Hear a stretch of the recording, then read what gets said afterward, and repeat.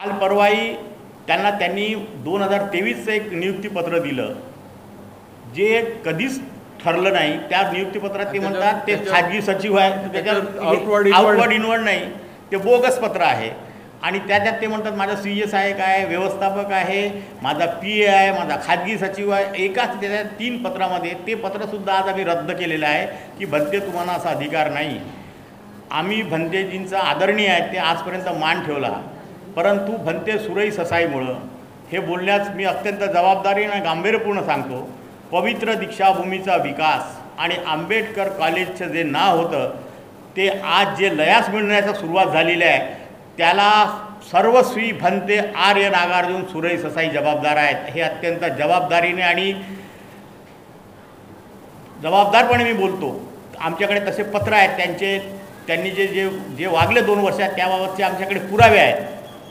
भंते सुरई ससाईंनी आपली वागणूक जर यापुढे व्यवस्थित केली नाही आणि दीक्षाभूमीच्या आणि कॉलेजच्या विकासाकरता भंते सुरई ससाईंनी समाजाला आणि आम्हाला साथ जर दिली नाही तर नाईलाज असतो भंते सुरई ससाईबद्दल आम्ही निश्चित विचार करणार, हे आम्ही ठरवून टाकलेलं आहे। एका महिन्यात जर भंतेजींनी आपला व्यवहार बदलवला नाही, लोकांच्या पोटापाण्याच्या प्रश्नावर पोटावर त्यांच्या पोटापाण्याच्या प्रश्नावर ते काढतात, बॉन्सर ठेवतात। पवित्र दीक्षाभूत बॉन्सर मागच्या वेळेस धम्मचक्राच्या दिवशी त्यांनी 20 बॉन्सर आणले होते। मी त्या बॉन्सरला बोलवलं आणि त्यांना सांगितलं की तुम्ही इथे बसा, आले तर ठीक आहे, तुमची रोजी मी बुडवणार नाही, ज्यांनी आणले असेल तुम्ही एका जागी बसा। ते बसले खाली, त्यांना म्हटलं तुम्ही यापुढं दीक्षाभूमीत यायचं नाही। आज 3 दिवसापासून पुन्हा कॉलेजमध्ये बॉन्सर दिसले। मागच्या वेळेस 3 दिवस अगोदर मी मना केलं, त्यानंतर 1 दिवस नाही ठेवले, पुन्हा आज ठेवले। आणि प्राध्यापिकाही भंते आज त्यांना सांगितलं, जेव्हा डॉक्टर राजेंद्र गवईंनी सांगितलं, पत्र दिलं की बा सर्व लोकांना तुम्ही बोलवा, ते म्हणे मला बद्धतेचा आदेश नाही आहे, त्यांना बोलवलं नाही। आमची आपल्यास एवढीच विनंती आहे, समाजाला हे सांगा, समाजाला आम्ही हे सांगू इच्छितो की समाजाचा रोष आमच्यावर आहे, आम्ही समोर येतो, आम्ही काम करतो। लोकांना वाटते की हेच या कारणीभूत आहेत। या मुलीवर अन्याय झाला तर त्या मुलीला भंतेजी आदरणीय होते, त्यांनी आम्हाला बोलवायला पाहिजे होता, त्या पीडितेला बोलवायला पाहिजे होतं, परंतु त्यांनी त्या पीडितेला आम्हाला न बोलवता तिला 24 तासात सस्पेंड करू असं पत्र देतात। त्यावर आम्ही त्यांना पत्र दिलं, असं नाही करतायत भंतेजी, तुम्ही या, आपण बसू, चर्चा करू। ते ऐकायलाच तयार नाही।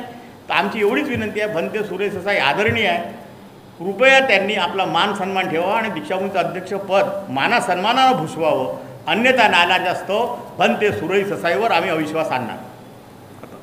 फार सुंदर बोललो आणि एक वाक्य फार सुंदर बोलले विलासजी की आम्ही समोर तुम्हाला तुमच्या असतो, त्याच्यामुळे तुम्हाला असं वाटतं की सगळं काही जे काही घडतं आहे चुकीचं ते आमच्यामुळे घडतं आहे।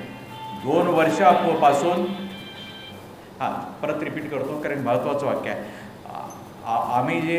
मी विलासजी आणि उरलेले जे काही 6 ट्रस्टी आहेत, आगलावे साहेब, सुटे साहेब, मेश्राम हे आज येऊ शकते, 30 मिनिटामध्ये येणार आहेत, नागदीपनकर, ते तिथपर्यंत आपण थांबला तर ठीकच आहे। आज पत्र सगळ्यांच्या सह्या त्यांच्या, तर आम्ही समोर येतो तेव्हा लोकांना वाटते की हा जो कॉलेजचं नाव खराब होत चाललेलं आहे यांच्यामुळे होत चाललं आहे, दीक्षाभूमीचा विकास होत नाही आहे तर यांच्यामुळे होत नाही आहे का?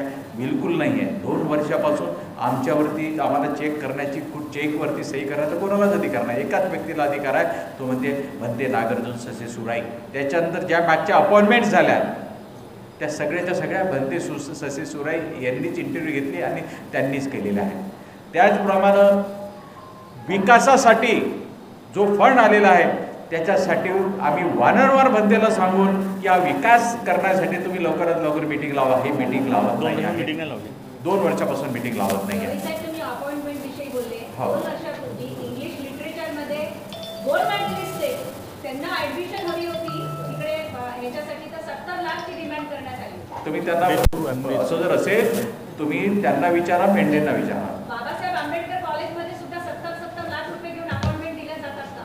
बिलकुल, त्याच्यामुळे तुम्ही मला आम्ही अपॉइंटमेंटमध्येच नव्हतो, त्याच्यामुळे तुम्ही याबाबत भंतेला आणि मेंढेला विचारू शकता।